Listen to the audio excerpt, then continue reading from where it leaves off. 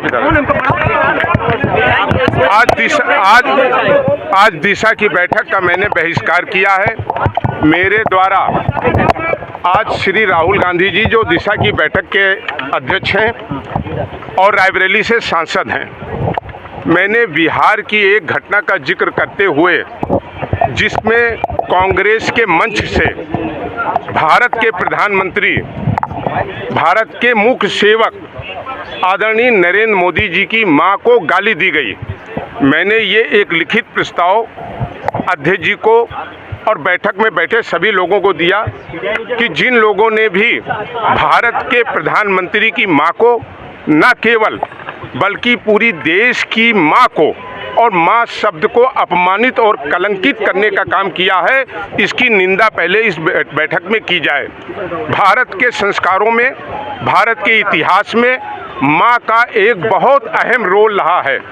मां सीता के रूप में भी रही हैं, मां लक्ष्मी देवी भी रही हैं, रानी लक्ष्मीबाई भी रही, उदा देवी भी रही हैं, झलकारी बाई भी रही हैं और कल्पना भी एक मां थी, एक स्त्री थी। और ये न केवल भारत के प्रधानमंत्री, भारत के मुख्य सेवक आदरणीय नरेंद्र मोदी जी की मां को गाली दी गई, बल्कि भारत के रहने वाले 135 करोड़ लोगों की भावनाओं को और 135 करोड़ लोगों की मां को अपमानित करने का काम किया गया है। जब उन्होंने कहा कि हम इसका समर्थन नहीं करते हैं, तब मैंने आज इस बैठक का बहिष्कार किया है।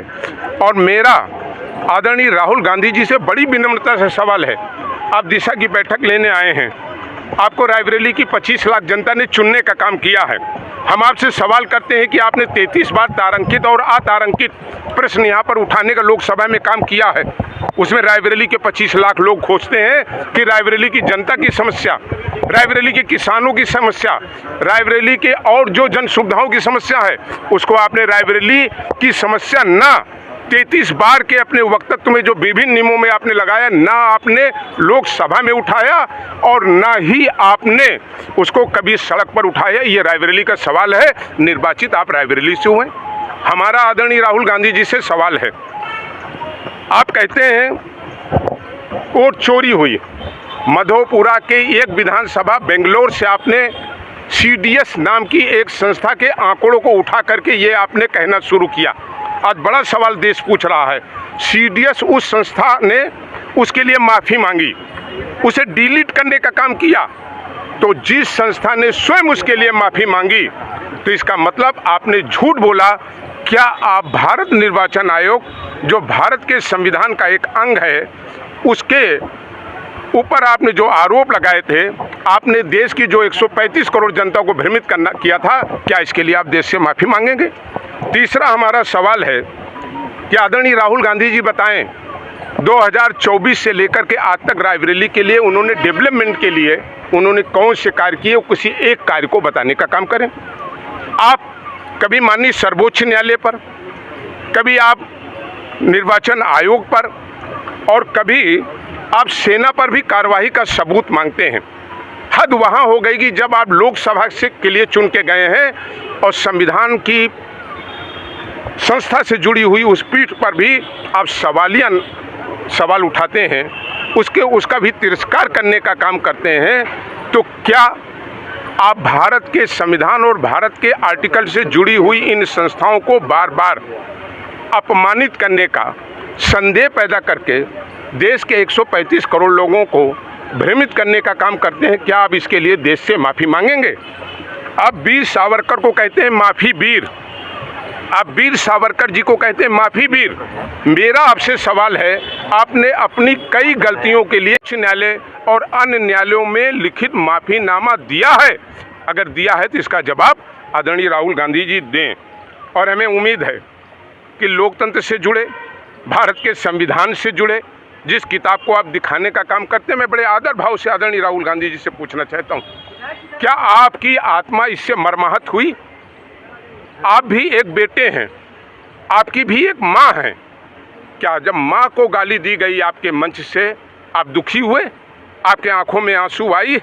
अगर नहीं आए आपके नहीं आए, तो मैं मानता हूँ कि आप देश के संस्कार से, देश की व्यवस्थाओं से, देश की जो विराट हमारी संस्कृति है, जो हमारी विरासत है, उसको आप धूल दूषित करने का काम कर रहे हैं।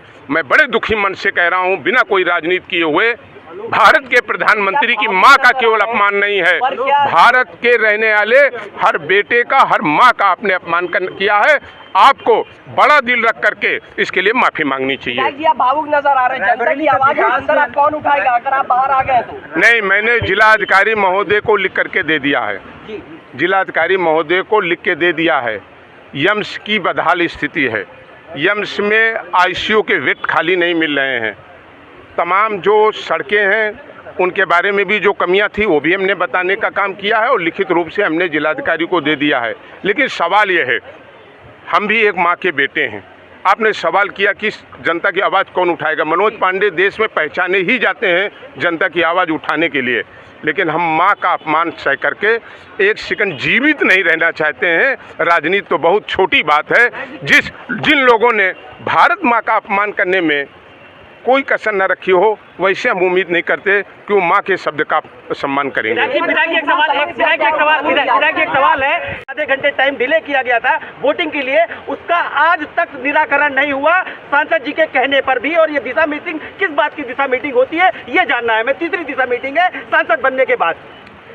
मैंने आपसे सवाल उठाया कि सांसद बनने के बाद आदरणीय राहुल गांधी जी बताएं, भारत की सर्वोच्च पार्लियामेंट में उन्होंने कितनी बार रायबरेली की आवाज़ उठाई। रायबरेली की 25 लाख जनता वो तरस गई टीवी देखते देखते कि अब रायबरेली की जन समस्याएं उठेंगी।